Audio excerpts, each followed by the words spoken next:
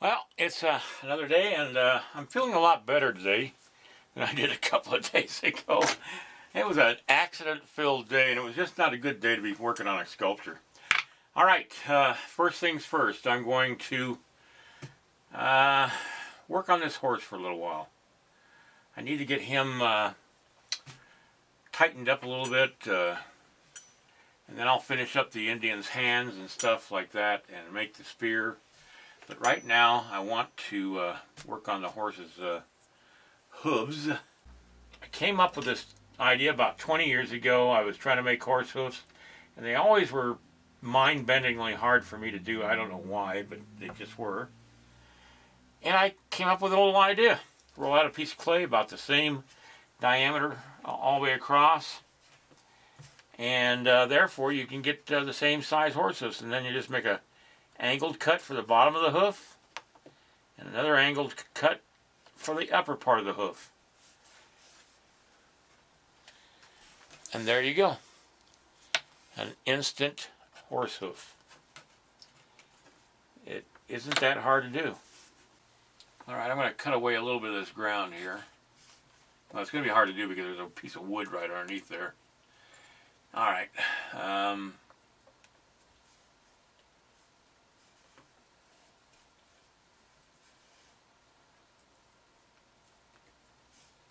I got to resculpt that hoof a little bit better.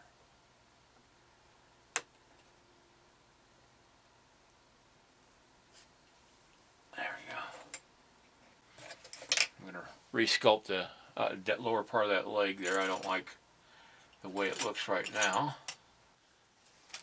One of the beauties about sculpting tools is you can interchange your heads that you have on the tool. Now, like I said before, I kept this in a little plastic bag, all these little parts. I've got this thing that is an old camera, I mean not camera, but old eyeglass holder. And I'll just put all this stuff in here. And that way I won't lose it and be easy to get to and not have to hope it doesn't fall out of the bag and fall onto the floor, because that little head right there would be really hard to find.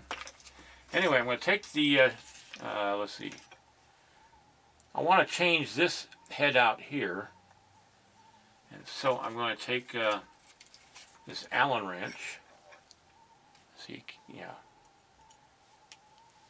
I hope you can see this, and I'm going to just loosen up the little set nut inside the tool handle itself. I take out the little wire thing there, and I want to exchange it with this angled head here.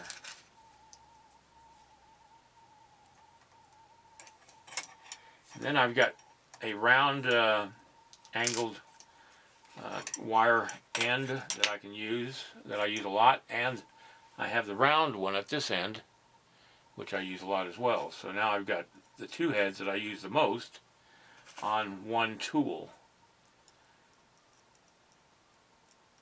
I mean, have you ever wanted to have two wire tools that were attached to the same handle? Well, you can with these Sculpting tools. And I'm trying to look at my camera and show you what it looks like.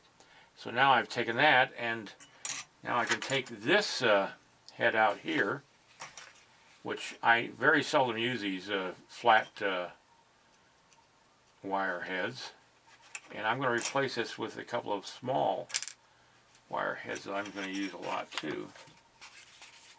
And one of them is that really small rounded tool, which is really nice for getting into areas on the face. And I'm going to take it down to just about where it meets up with the set nut, and then, pardon my hands again, I just tighten that down onto the head, and now I got a wire tool that's very strong, non-breakable, that I can work in wax or whatever. And now I'm going to take another head out of my collection of heads and put this one down into the tool. And now I'm going to tighten up that.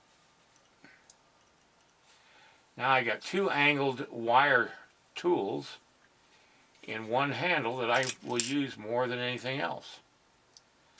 One with a slight angle to it and one with a little small round angle wire. So now I've got a real useful tool that I didn't have to go buy another tool for. So anyway, I'm going to put that right in there. Let's see if I got any heads laying around here. I don't, and so I'm going to close that up. Alright, I'm going to just fine tune this hoof right here with this tool.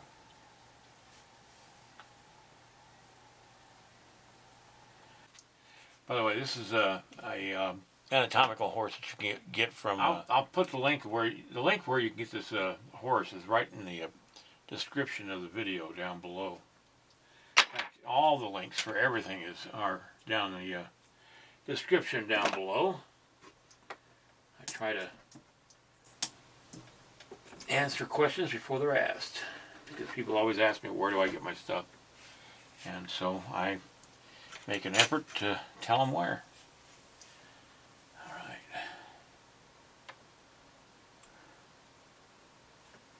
Now, it's been 2 years since I've worked on this horse, so it's still in good shape for having sat for 2 years. That's one of the nice things about JMac is that you can have it sitting out for a long time and never have the air or anything else affect it.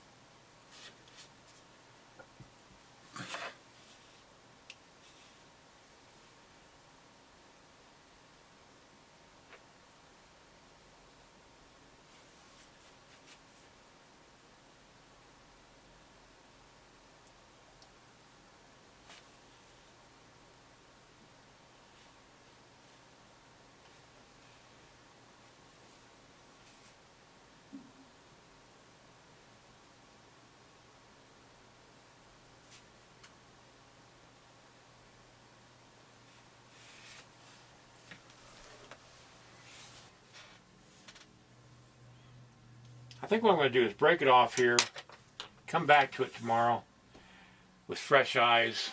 I'm just